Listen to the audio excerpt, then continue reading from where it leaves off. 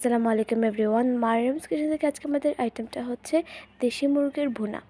তো এখানে আমি একটা কড়াইয়ের মধ্যে অল্প পরিমাণ তেল দিয়ে দিয়েছিলাম। তারপর এর মধ্যে দিয়ে দিচ্ছি আমি পেঁয়াজ কুচি। তারপর দিয়ে দিলাম এখন মরিচের গুঁড়ো, জিরার গুঁড়ো, ধনিয়া গুঁড়ো, 1 চামচ হলুদের গুঁড়ো, 5 ফোড়নের গুঁড়ো ও হাত মতো লবণ। তারপর পেঁয়াজ এবং রসুন বাটা, পরিমাণ মতো আদা বাটা, তারপর গরম মশলা দিয়ে দিচ্ছি। সব কিছু দেওয়ার পর এখানে আমি একটা বোম্বাই মরিচকে ছোটো ছোটো টুকরো করে কেটে দিচ্ছি। তারপর এটাকে ভালোভাবে মিক্স করে নিচ্ছি। তারপর এর মধ্যে আমি কেটে রাখা চিকেনগুলো দিয়ে দিচ্ছি। তারপর মশলাগুলোর সাথে চিকেনটাকে ভালোভাবে মিক্স করে নিতেছি। 15 মিনিটের জন্য আমি ঢাকনা দিয়ে ঢেকে দেব।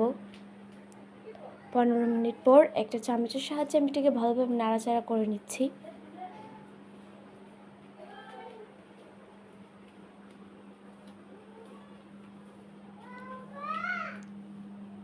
তো এখানে সুন্দর একটা ফ্লেভার এসেছে, আপনারা দেখতেই পাচ্ছেন।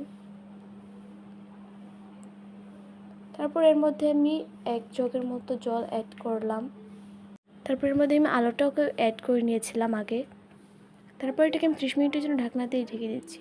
তো এখানে তৈরি হয়ে গেল দেশি মুরগির ভুনা। আপনারা অবশ্যই আপনাদের বাসায় ট্রাই করবেন। আজকের মতো এই পর্যন্তই। আল্লাহ হাফিজ।